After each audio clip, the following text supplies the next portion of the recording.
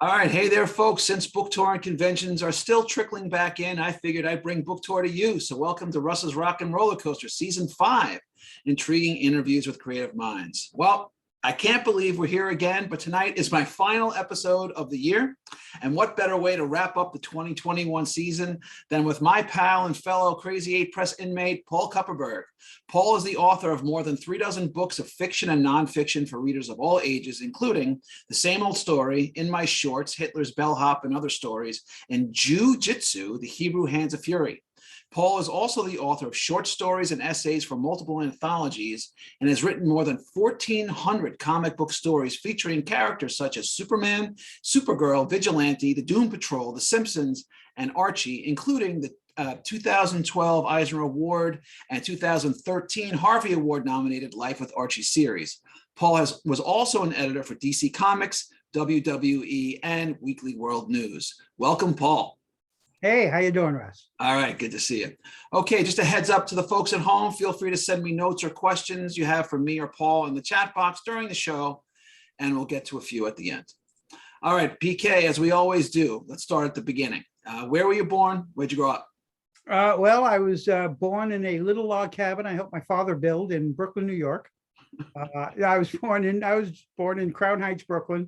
Just a little tenement, not a little tenement building. There were no little tenement buildings. Just old New York neighborhood. We had trolley cars running down the main street around the corner. So really, so talk to me about that. So my family comes from Brooklyn as well, Williamsburg. Oh no, old Williamsburg, when it was like. Yeah.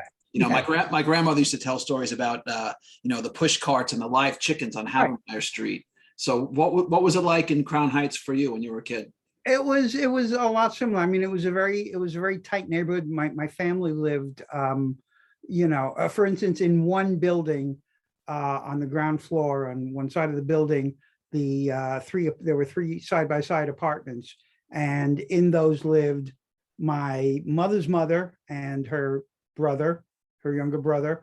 Next to that lived my father's mother and her mother-in-law, my great-grandmother. And next to that lived my father's sister and her husband and eventually children. And we lived in the kind of twin building right next to it.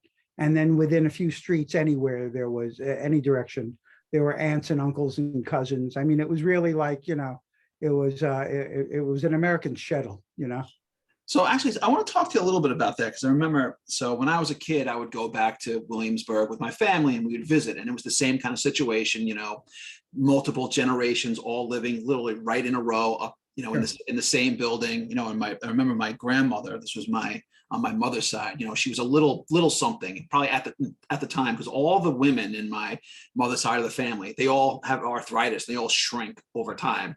And so I would be a little kid, 4 years old or whatever it is. And my great grandmother was probably no more than 4'8" or 9" at that time because she shrank.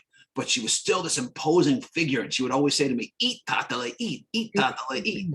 Right. So I had a great grandmother. We called her Bubby because it was my father's grandmother. Of course. But she lived to be about 102 in 1980. So I grew up with her. I grew up with having not only grandmothers, but a great grandmother. All the men died early because, well, I'll introduce you to the women. Yep. It was both my grandfathers died, before, like around the time before they were 30. But is that right? Yeah. They died that young. My father's father dropped dead in his car outside of the Granada Theater on Church and Nostrand Avenue in Brooklyn, where he was a projectionist. He was a licensed electrician, and most of his work was done in the motion picture business. He was a camera operator and a projectionist. And in the 1970s, I went to work at that theater as an usher, not knowing that he had died in front of that theater. And the owner of the theater had been an usher and remembered my grandfather. Really? So he just, he had a stroke, a heart attack? Like what happened, We don't know. 1929, Oh, right, a Jew dies in his car on a hot summer's day, right, no autopsy, right. So what was like, so did you have brothers, sisters? Was it just you? Like, what was the No, setup? I'm in the middle of three boys. Three boys. Okay. Yeah. Were you close with your brothers? No, no, No. no. My brother Alan also, I assume I inherited or I picked up the comic book habit from him. He's 2 years older than me, and he read them. So when I came along, and I also had my mother's younger brother, who lived in the next building over, was only like 10 years old when I was born. So he also was reading comic books. So they were all around, but but no, we were not close. Were your oldest, so you're the middle, was the I'm the oldest and the youngest, were they close to each other? No. No, so the three of you were kind of all just kind of did your own thing? Well, I mean, it's a long story, and in fact, it's one of those stories where, I had to write my memoir, to get it out of my system. Uh, yeah, just, it was just a screwed up dysfunctional thing. My parents out of their depth. They tried, they meant well, they were great people, but, didn't know how to handle it. So because I'm just curious, because our family backgrounds are probably very similar. Mhm. You're one generation, maybe probably ahead of me. How did your parents meet? Do you know? Yes, I know exactly the story. It was my father was an amateur photographer, very talented. In fact, a few years ago, I gathered 100 of his old black and white photos taken in and around New York City in the 40s and 50s, and I wrote 100 stories, short story around each one of them. Wow. Yeah, it was a great project. I mean, for me, it was great to kind of connect Right. with my old man, stuff like that. Mm. But anyway, he was pretty good, and he did. He won a lot of awards in these shows and all that, amateur stuff again, but still. And my mother went to the Lincoln Terrace Camera Club that he was a member of in Brooklyn with her girlfriend, because the girlfriend said, "This is a good place to meet guys." My mother was 18 at the time, 19, and was very shy and withdrawn. And my father's 10 years older, and kind of a slick guy. I got pictures of him, with the hat and the tweed coat and the little mustache, and the man knew how to smoke a cigarette, Camels Unfiltered.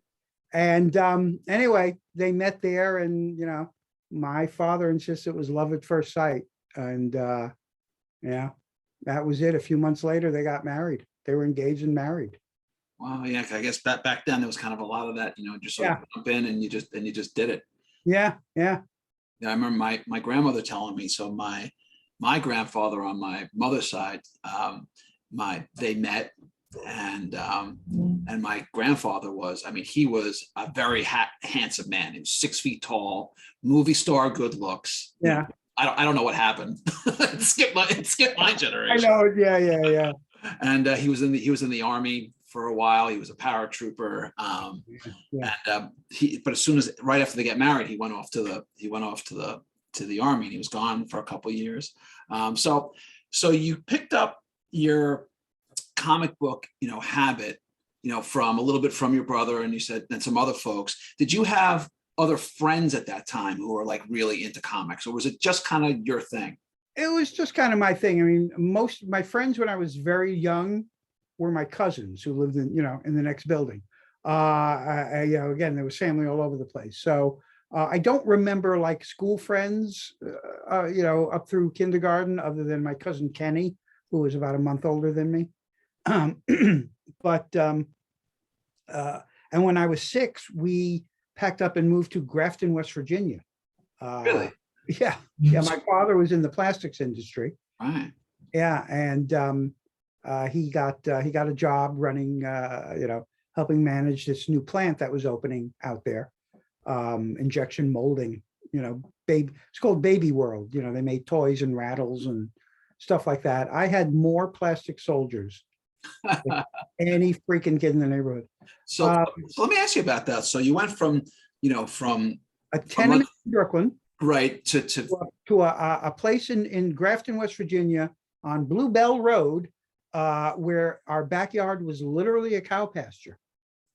I mean, you can't get kind of more distinct in those two settings. So what was was it a culture shock for you to do? Oh yeah, it was like nothing, I mean, like Green Acres wasn't even on TV yet. So we had no frame of reference coming from where we came from. It was just a whole, I mean, it's vivid. I was, I don't remember a lot of my childhood, but that a lot of that year is very vivid. Went to a little one-room schoolhouse, two-room schoolhouse. No, sorry. I keep adding to this place. I'll sell when I've got a 8-room. It was 4 rooms, 2 on each side of a common area that we used for the cafeteria or the gym or whatever, for assembly. And there were 2 grades in each classroom, taught by 1 teacher. And there was a bell tower, and they actually rung the bell. My father would drive up, and it was a dry county. So my father had to drive up into the hills with cleaned out Clorox jugs to buy moonshine. So for how long were you in West Virginia? My mother stood it for a year. And then we went home.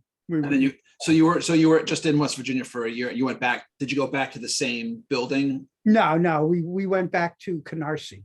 To Canarsie, okay. Yeah, Canarsie was kind of, it was newer neighborhoods.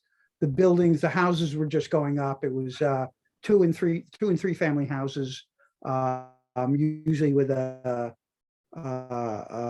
tenant apartment on the ground floor, and then there was an apartment, 2-floor apartment overhead with a porch and a driveway in front. A lot of 3 families, like I say, and it was just they would throw up street after street of these things. And, in 64, when we came back, 63, we originally went to an already, anyway, when we came back, we moved into this East 89th Street between Avenue B and Ditmas Avenue. And we were there forever. So let me, if you recall, do you have any memories or emotional connection to, so you're in Canarsie, which is very distinct. You go out to West Virginia, completely distinct, and then you come back. Do you remember like that moment when you came back? Was it like you could breathe again, or was it not a big deal? Or it was good and bad. I mean, my older brother was a little better behaved while we were out there because he had nobody else to play with. So, he was a little nicer to me than he usually was. So when we came back to Brooklyn, that bet was off. But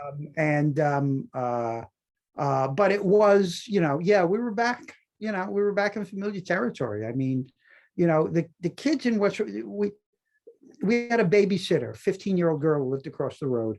And when our parents went out, she would tell us, these Bible stories, New Testament, one night after a particularly she was getting a little fire and brimstone and happened to mention that we were, poor us, we were going to hell because, we were Jews. And we asked our parents about that. And the next time they went out, we had a different babysitter. But, kids asked to see our horns. There were kids, I mean, not just like 1 or 2, but kids were coming up and going, well, where's your horns? So it was like they didn't know. Nobody was ever we didn't have any trouble because my father was a boss.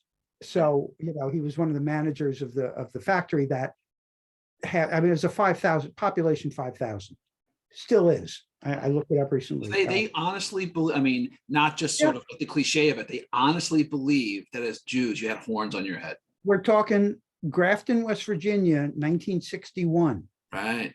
Wow. there were 4 digits to most phone numbers in town Right. and 2 digits to most IQs. So Okay. So, all right. So you're back in Brooklyn. back in Brooklyn. So you were into comics. So at that time, what kind of comics were you most into?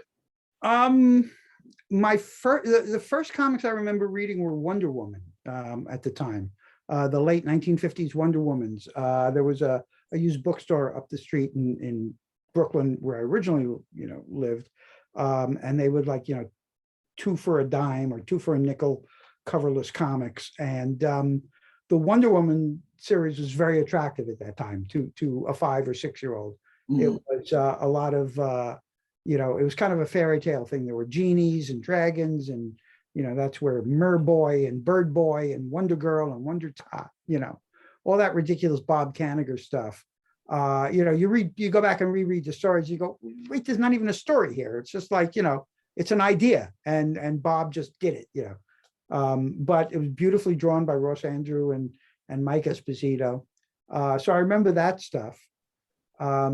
And then, but the first character that really got me was Superman, because there was a TV show, kids show on at 7 o'clock, 7 to 7:30, and I went to bed at 7:30. He showed cartoons, and one of the cartoons he showed was the 1940s Fleischer Superman cartoons. I mean, they were in black and white because, we had a 17-inch Philco black and white with a simulated wood cabinet. So Superman was just like, wow, and then one day in the candy store around the corner, I looked over at the comic rack on the wall, and there was the same guy except in red and blue, and I put 2 and 2 together, and that was it. I was kind of, I was well on my way to being hooked. So what else were you into back then? Lots of stuff. There were a lot of old cartoons on TV. The old Farmer Brown or Farmer Gray, I forget what color he was, but some of these cartoons were made, before World War I. I mean, and they were in these cheap local, TV station packages that ran at. I don't know why in the middle of New York, but there was still a station that was showing the Farm Report, on weekend mornings at 6 o'clock or whatever. But right after that, you got these silent cartoons, and we could kind of sit there and make up dialogue and sound effects because they were silent. And so that was cool. I didn't really. Comic books were really kind of the thing that became the thing for me. I kind of, over the years, I had kind of, ancillary or side hobbies. I collected coins for a while. I collected stamps. I tried doing, models, the Aurora model kits, but me too clumsy, and they never look good. But it was really the comics, and then when I was old enough to start reading real books, my father brought home. He found some paperbacks laying around the office that somebody had left of Edgar Rice Burroughs and Robert E. Howard stuff. So at 10 years old, I've got access to this, and I start kind of picking them up and reading them because the covers are really great. These are the mid 60s Frazetta covers. So this was Tarzan you were into, and yeah, Tarzan, Robert E. Howard, the whole fantasy. I started picking up on fantasy and science fiction, and then I met a friend, kid who moved in across the street, and who by coincidence, was because of his birthday, we went to the same Hebrew school, and we were getting bar mitzvahed on the same day together. We were sharing the Haftorah. And a Haftorah shared is way better than having to do the whole freaking thing. For sure. But we became really good friends, like all through high school and college, we were just best buddies. And we met Paul Levitz in middle school, in junior high, we're in ninth grade. He was the only other kid in our junior high school that we knew of that was into comic books. So we became friends with him. And that just kind of started the whole, we started doing fanzines and eventually a few years later, they drew me in. So talk to me about when did you first start, getting serious about writing? About 10 years ago. No. As a kid, I started doing my own comic books. I started making, Batman. I did Batman, Hulk, Star Trek, all that stuff.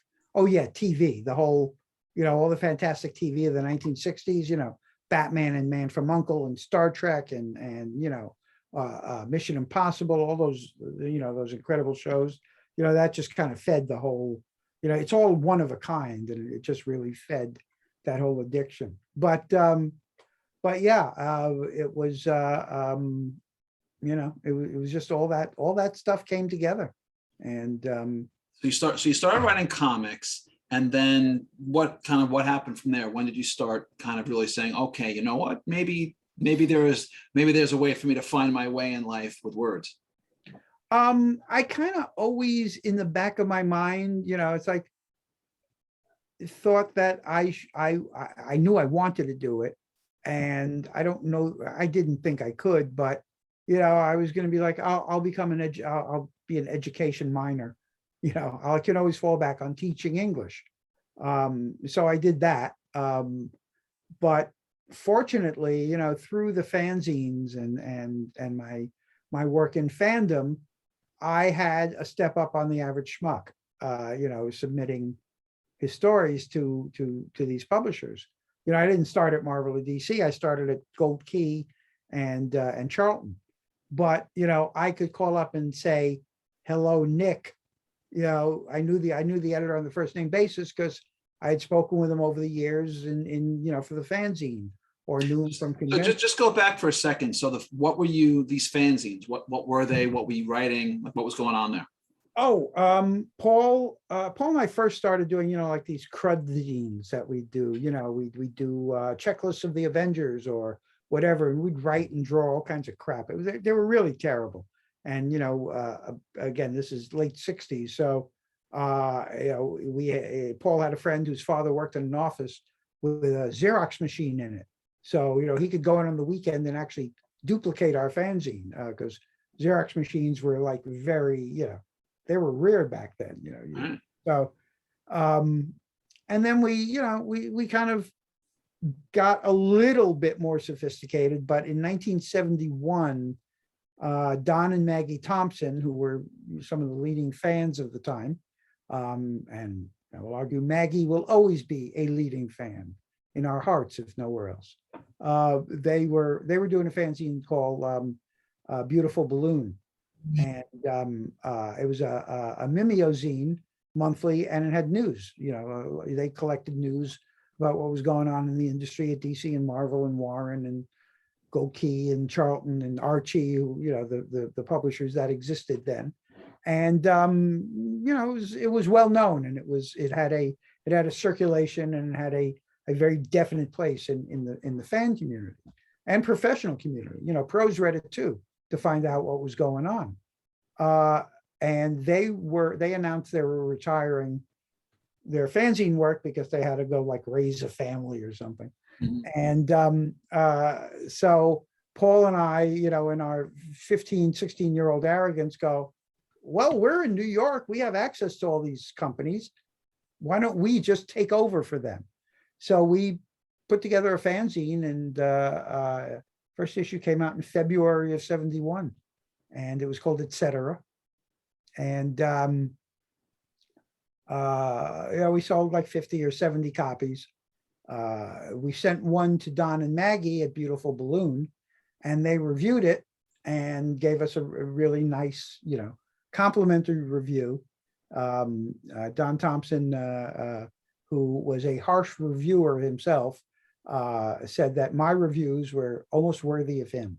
So yeah, I panned Jack Kirby's New Gods and Fourth World books in the first issue. So I want to get to a bunch of other stuff. So I'm going to skip around a little bit. Okay. Okay. So you've written throughout your career, you've written, you said 1,400 or so comic book stories, and you've written for some iconic characters, Superman, Supergirl, and others. What is it like for you knowing that you've contributed to the lexicon of how fandom experiences some of these characters? Oh, it's great. I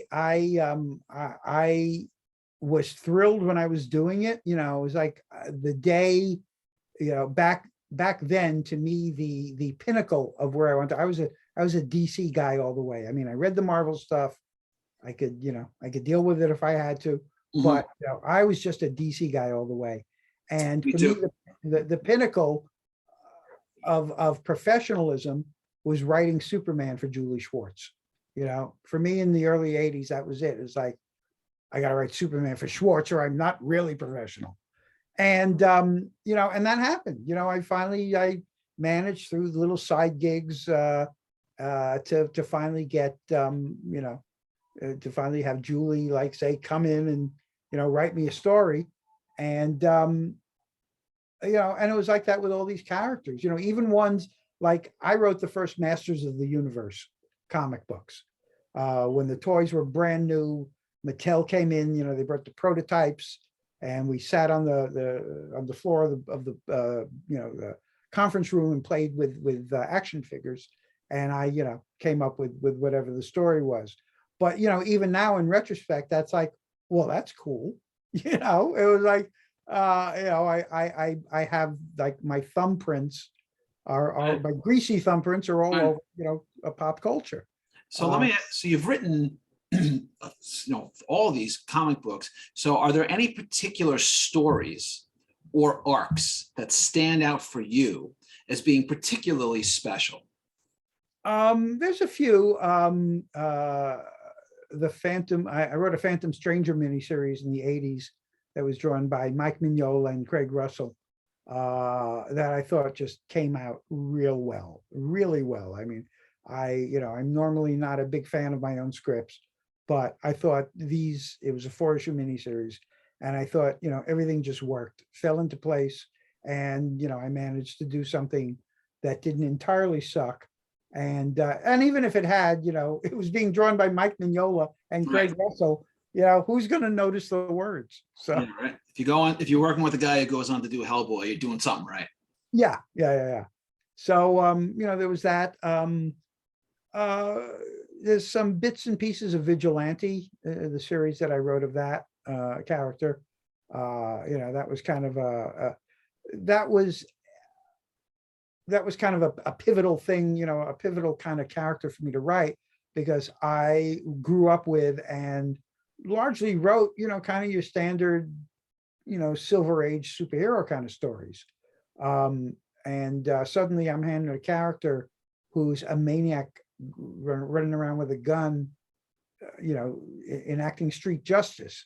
That's not something you can write with the same kind of throwaway attitude as, Superman versus Toyman. Right. So let me ask, go ahead. So talk to me.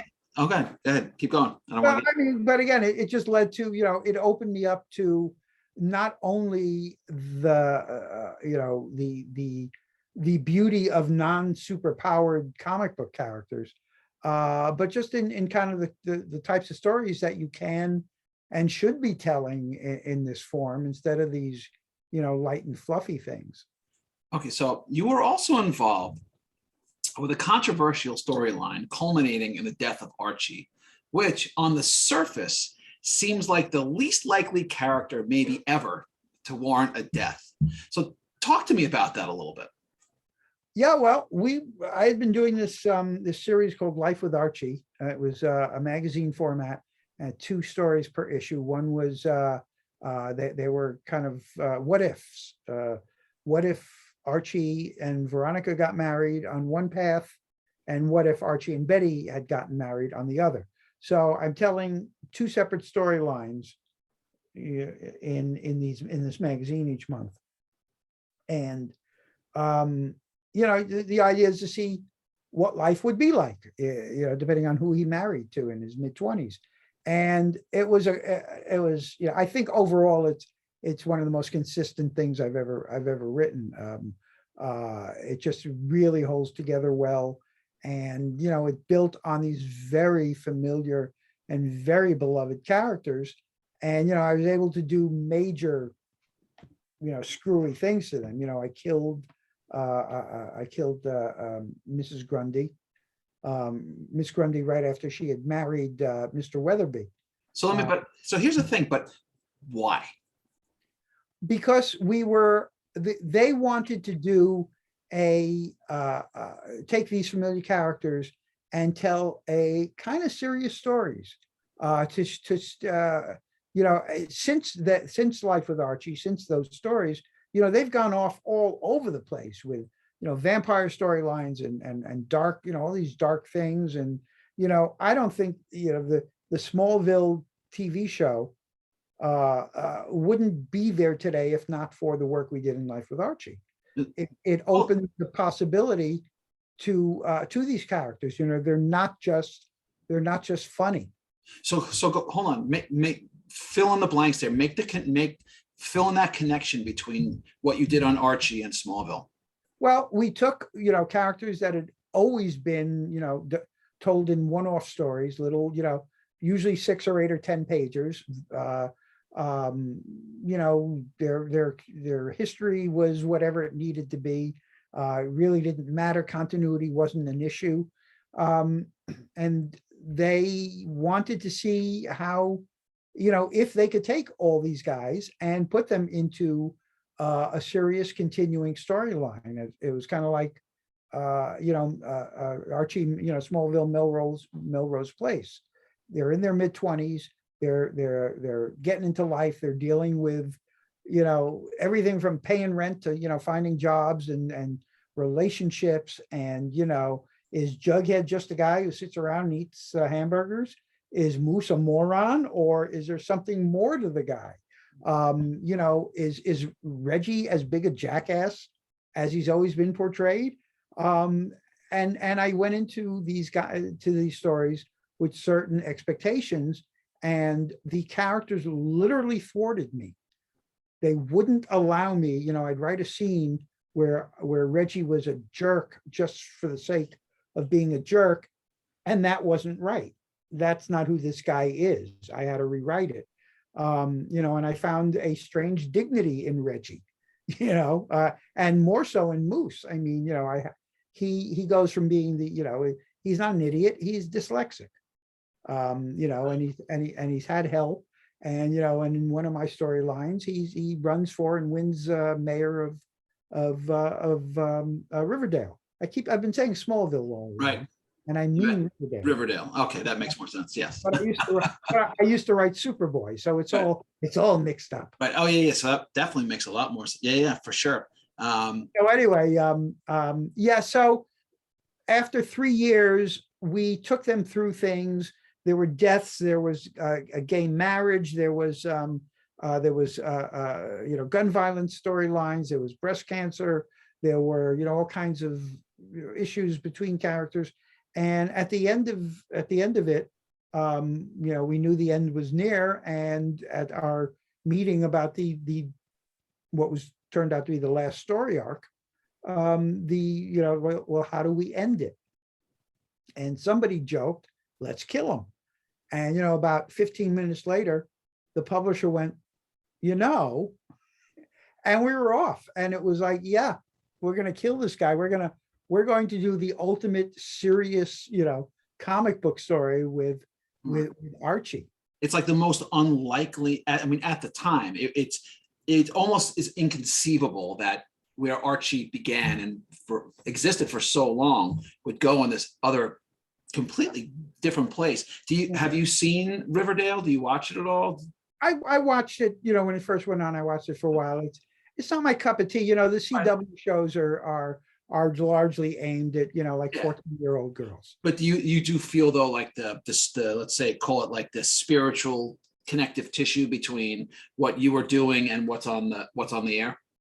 In a way, yeah. I mean, yeah, I think there's the direction of the characters is very different, right? And not something I would have gone for. But what do I know? I'm just a country comic book writer. I don't know nothing. All right, so just a couple more. So we were talking a little bit actually offline, and I want to get into it now. So you've written, like I said, 1,400 or so comic books, but you've also written some other stuff. Let me ask you this: what at the time? What's the appeal in writing comic books with it's paneled and it's restrictive and it has its own kind of I happen to like the art form myself, and I'd like to write more comics if I ever had the chance. But prose is a very different animal. What do you like and dislike, or have frustrations about both mediums?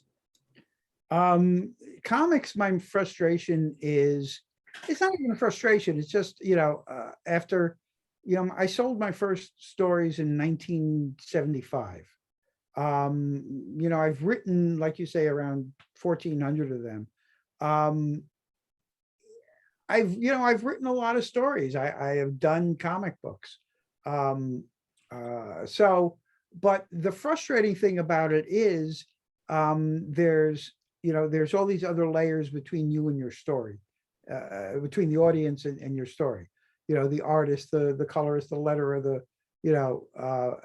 and not that that's a bet. That's what comics are. It's a collaborative, medium.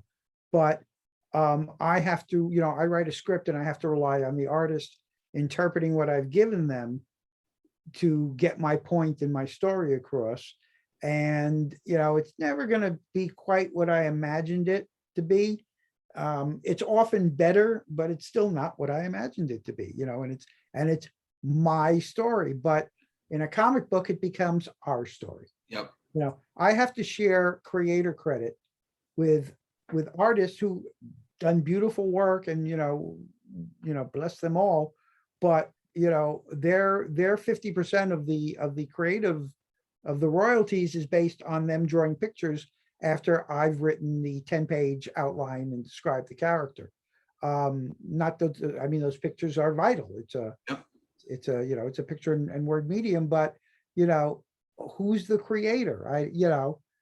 This is a question that's that comes up a lot in this business. I have no problem. I mean, I knew the rules going in, and if that's the way it works, that's the way it works. And how about prose? You were talking to me before about how you kind of like at this stage, this is kind of where you're. Prose, yeah. The comics, again, I've written comics, written plenty of them. And prose is just is more satisfying at this point. It's just me, it's just like I'm dealing directly with the audience. There's no picture to misinterpret. There's no bright, colorful explosion in the background to distract you from my perfect words. It's it's me. It's just it's me talking directly to readers. Okay, all right, that was great. But I have many more questions. Unfortunately, we're out of time because it's time where we spin the wheel. On the wheel of some possible categories. Wherever it lands is what you get, and the categories are Quantum Leap, Eat My Shorts, Music Lover, Stranger in a Strange Land, Comic Book Mashup, Attack of the Clones, and Kick 'Em in the Junk. All right, you ready? Guess I gotta be. I guess you gotta be. All right, here we go. Round and round she goes. And all right, Comic Book Mashup. All right, so you have free reign to write a mashup of any two comic book characters, past or present. What's that mashup? Superman and Plastic Man. Superman and Plastic Man. Okay, why? Actually, I'm going to be writing a column in the next few days for 13thdimension.com about it's Jack Cole's birthday coming up. And just the Plastic Man strip in the 1940s was, I think it's the best comic strip of the 1940s, the best comic book strip of the 1940s. Period. You know, Jack Cole's Plastic Man ain't nothing better. He was the perfect guy to do the perfect, you know, that perfect strip. And I've loved it to death from the first time I read the illegal IW reprints in the 60s. And you know, I just, everyone who's written the character since Jack Cole, including myself, has never gotten it right. Jack Cole was the only person who ever got that character right. All right. But I just think it's a brilliant strip. All right. Okay, Paul. So you and I are both in the writing business. So let's go to our advice column. What's the best and worst writing advice someone ever gave you?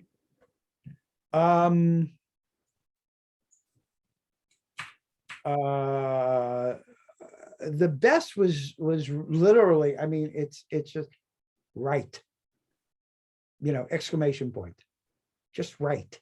You know, you can sit around and make yourself nuts, you know, plotting and figuring out, just start going. You know, I remember when I was editing Impulse at DC Comics, Mark Waid was writing it, and there was a story where they literally drive off a cliff at the end of the story. And I say to Mark, gee, how are you going to get out of this? And he goes, I'll figure it out next month when I got to write it. And, you know, to me, that's the excitement of writing is, you know, kind of knowing I got to get to Detroit, but, you know, what road am I going to take on the way there and what's going to happen? All right. All right. So now we're going to find out if you have thick skin. As writers, when we put our work out there and ourselves, criticism of all kind inevitably comes with it, the good, the bad, and the indifferent. How do you feel about reviews? Do you take them to heart? Do you let them roll off of you, or do some stick with you more than others? I read, I mean, I do read them. And the bad ones, at the time I read them, I go, what does he know? But, you know, sometimes it's valid, but, you know, sometimes there's a review of Paul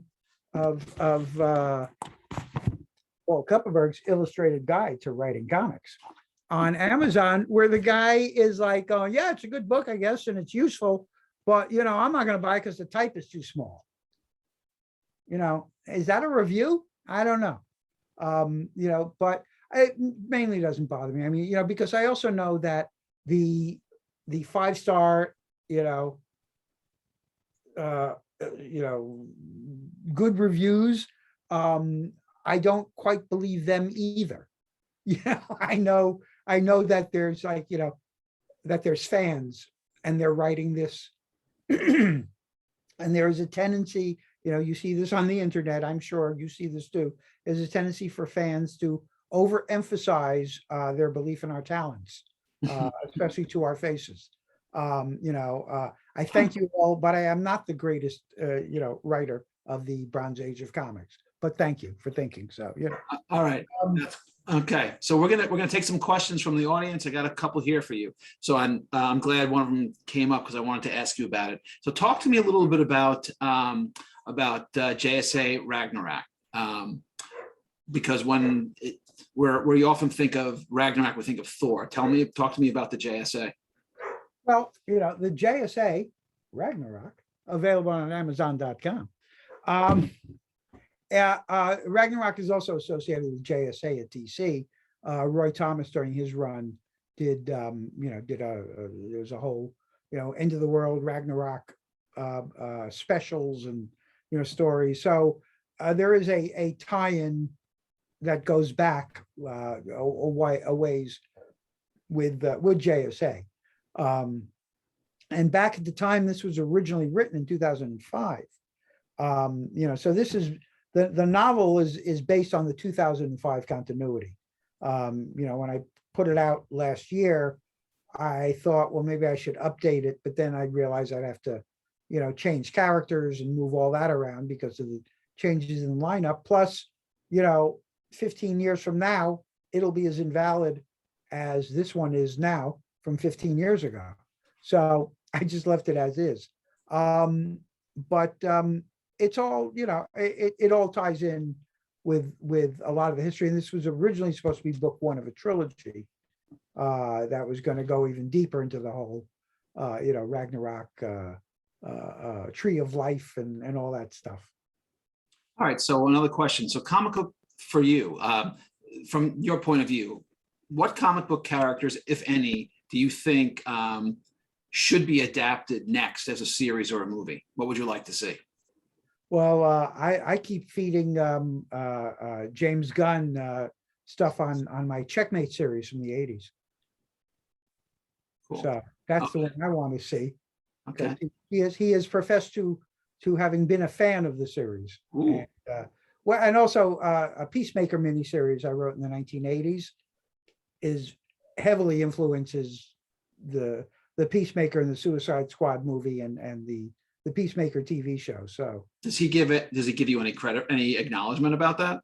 Gunn has publicly said that, my fingerprints are all over the Peacemaker character. So Well, we are semi-corresponding, like on social media. And but I did say, like, I have tagged him and said, Checkmate, that would make a hell of a series. And he responded like, I always love Checkmate. Yeah, well, you should get a check of your own for that one. I definitely should. Yes, you should. All right, another superhero question. With superhero movies being the rave, do you feel any of them do the comics justice? I don't think that's what they're there for. I don't think the comic book movies are their own thing. I think that the closest ones to me was Doctor Strange. I think that was kind of the closest to the character in the movie. They didn't mess with the costume too much. It was just kind of like, it was very, very much rooted in the Ditko Stan Lee stuff. But generally, I don't think they care to, for all the lip service they pay, 100,000 people, 200,000 people are comic book fans. How many people see the movie? Right, millions.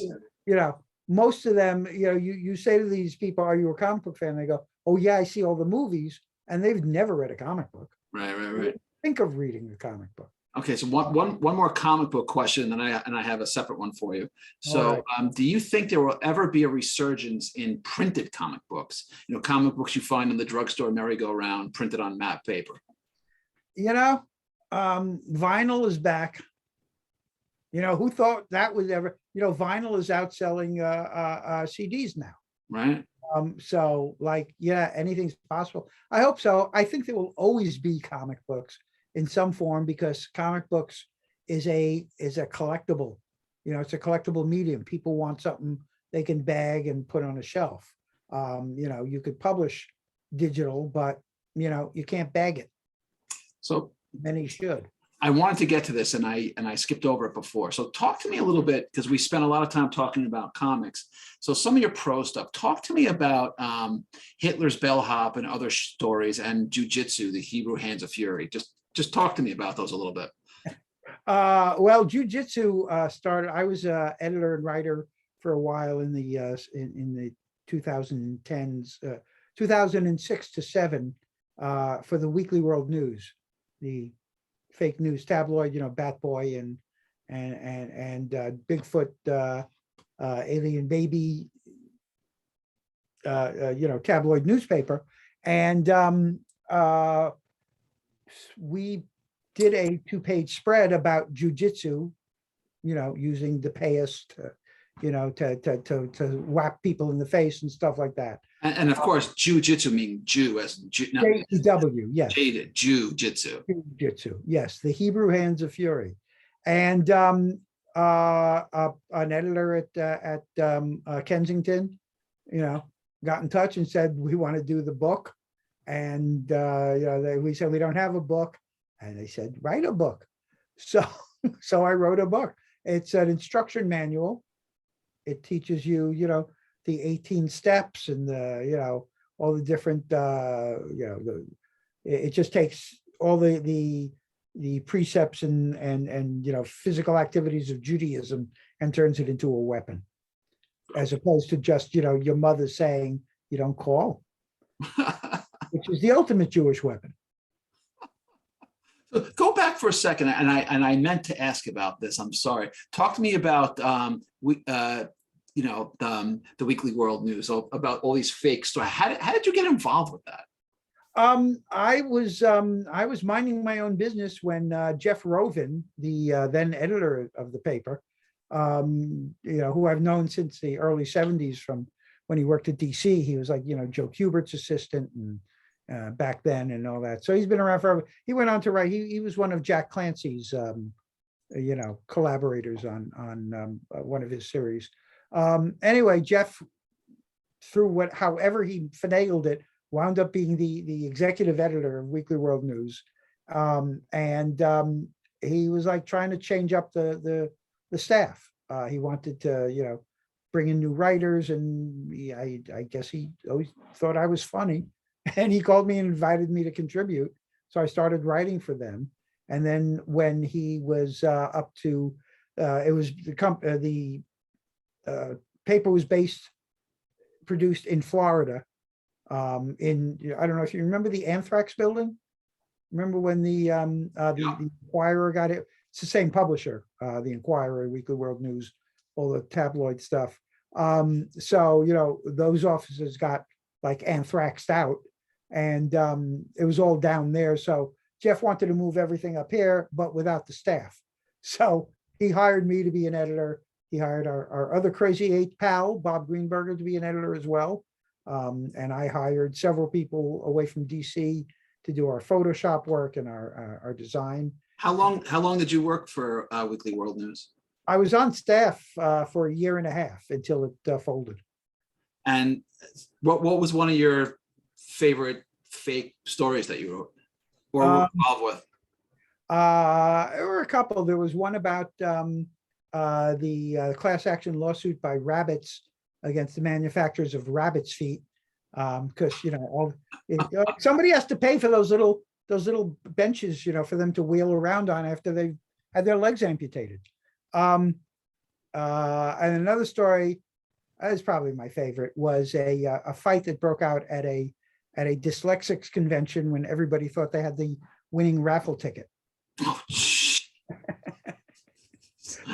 okay, so before we wrap up, you've got a book you want to share with us. So what I'm going to do is I'm going to share my screen, and bear with me, and we're going to see what you have for us.